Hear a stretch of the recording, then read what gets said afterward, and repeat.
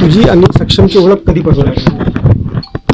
3 वर्ष अगोदर कशी कशी घडली, कुठे घडली? माझ्या गल्लीमध्ये आला होता तेव्हाच भेट बस. वर्षभरापूर्वी काहीतरी गुन्हा दाखल केला होता, तो काय होता तो विषय? माझ्या घरच्यांनी मला इमोशनल ब्लॅकमेल केलं होतं. तू जर गुन्हा दाखल केला नाही त्याच्यावर तर आम्ही पण मरून जाणार आणि त्याच्या फॅमिलीला सर्वांना मारून टाकणार, आणि तू केस टाकली तर आम्ही काहीच करणार नाही, शांत बसणार. आणि त्या टाईमला मला त्यांनी पोस्कोची केस टाकायला लावली होती. म्हणजे माझा रेप केला वगैरे, माझा विनयभंग केला, माझा पाठलाग करायचा, मला शस्त्रांची भीती घालून कुठे पण न्यायचा वगैरे. आणि त्या टाईमला नेमकं मला 18 कंप्लीट होण्यासाठी 15-20 दिवस बाकी होते, आणि मी बोलले की मला केस नाही टाकायची, तरी त्यांनी मला जबरदस्ती केस टाकू घातली. मग काही दिवसांनी जेव्हा माझा 18 कंप्लीट झालं तेव्हा मी एकटी कोर्टात जाऊन ते केस मागे घेऊन आली होती. आणि त्याच केसवर पुन्हा पोलिसांना माहिती नाही काय, माझ्या घरच्यांचं बोलणं, माझ्या घरच्यांचं आणि पोलिसांचं खूप जमतं, माहिती नाही आता ते कसं काय. ते गल्लीत येऊन पैसा वगैरे घेऊन जात होते. आणि काही दिवसांनी सक्षमवर MPD पडली, आणि ह्याच कारणानं पडली. त्या चार्जशीटमध्ये साफ होतं की हे मुलीच्या केसमुळेच झालेलं आहे MPD पडणं वगैरे. त्यानं काही गुन्हेगार नव्हता हो. तुझे वडील काय करायचे, काय त्यांचे व्यवसाय वगैरे, तुझे भाऊ वगैरे काय करायचे? असंच 2 नंबरचे कामं, टेबल चालवणं, म्हणजे पत्ते वगैरे, सगळे 2 नंबरचे कामं करूच पैसा कमवलेला त्यांनी. तुला किती वेळा तुझ्या घरच्यांनी दबाव टाकला की त्याला भेटू नको, बोलू नको? मोजता येत नाही एवढी वेळेस. 3 वर्षामध्ये विचार करा ना किती वेळेस केलं असेल हे. तुला मारहाण केली कधी, तुला धमकी दिली? खूप वेळेस मारहाण केलेली. माझ्या सक्षमला मारतो म्हणून, त्याच्या घरच्यांना त्रास देईल म्हणून, आणि मी त्यांना घाबरून राहायचे. तू कधी हे सक्षमला बोलली नाही का की असं तुम्हाला? बोलले होते, त्याला म्हणले पण चल मी तुझ्यासोबत यायला तयार आहे, पण तू असं बोलायचं की नाही चल, मी तुझ्या पप्पांची खूप रिस्पेक्ट करतो आणि मला त्यांच्या मनाने, म्हणजे त्यांना म्हणून तुला न्यायचं आहे. अच्छा, किती प्रेम होतं तुझं सक्षमवरती आणि सक्षमचं तुझ्यावरती?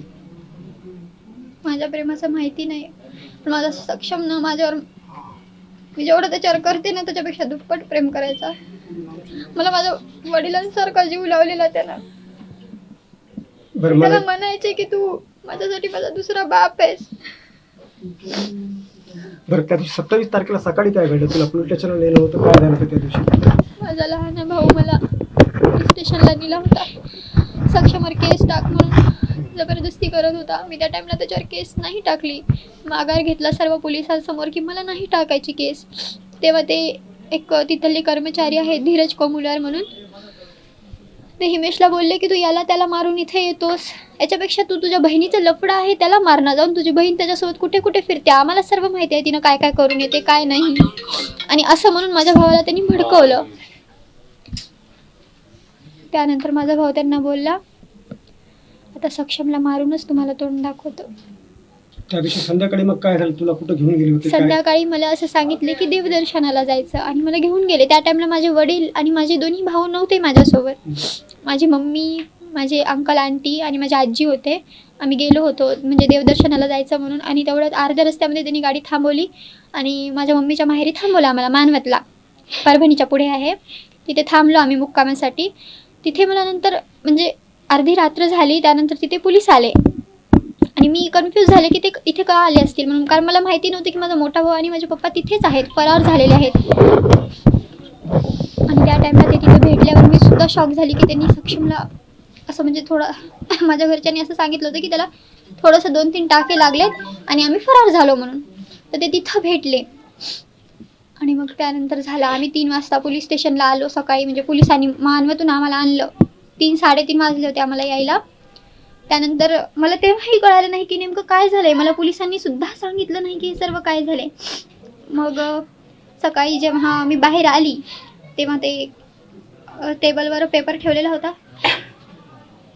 त्याच्यात मी सक्षमची फोटो पाहिली, तेव्हा कळालं मला की त्याच्यासोबत असं काही घडलंय म्हणून. बरं, सक्षम म्हणून तुम्ही लग्न करणार होते, मग सक्षम गेल्यानंतर तू काय केलंस? काय नेमकं भाव आहे त्याच्यामध्ये? मी त्याच्यावर एवढं केस करून सुद्धा सगळे त्याला म्हणायचे की त्या मुलीचा नाच सोड, तरी पण त्यानं मला एवढं जीव लावला, तर मी त्याला धोका कसं देऊ शकते? आणि मी त्याची साथ सोडणार नाही. त्यानं आज इथे नाही, पण मी त्याच्यासोबत आहे, हमेशा त्याच्या फॅमिली सोबत आहे.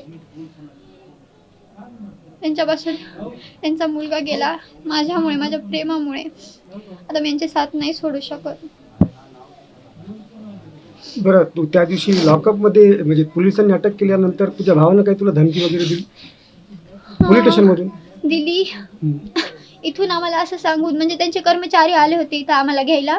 त्यांनी असं सांगितलं की तुम्हाला कोर्टात जायचं आहे म्हणून. आणि कोर्टापासून जाता जाता अचानक आम्हाला त्यांनी इतवारा पोलीस स्टेशनला नेलं.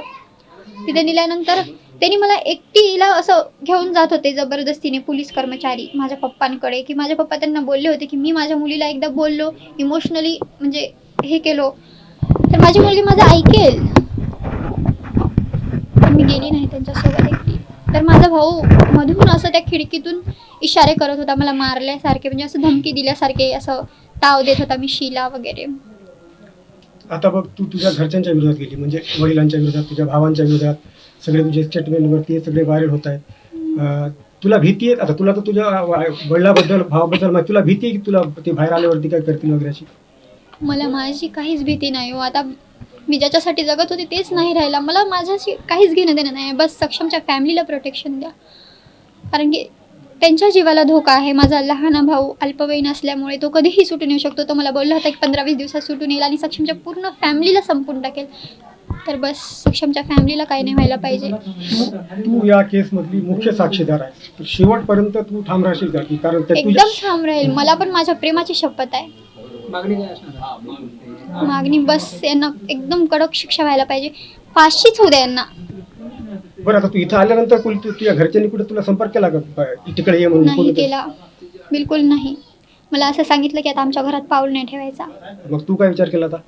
मी नाही जाणार त्यांच्या घरी, कधीच नाही. इथेच राहील मी.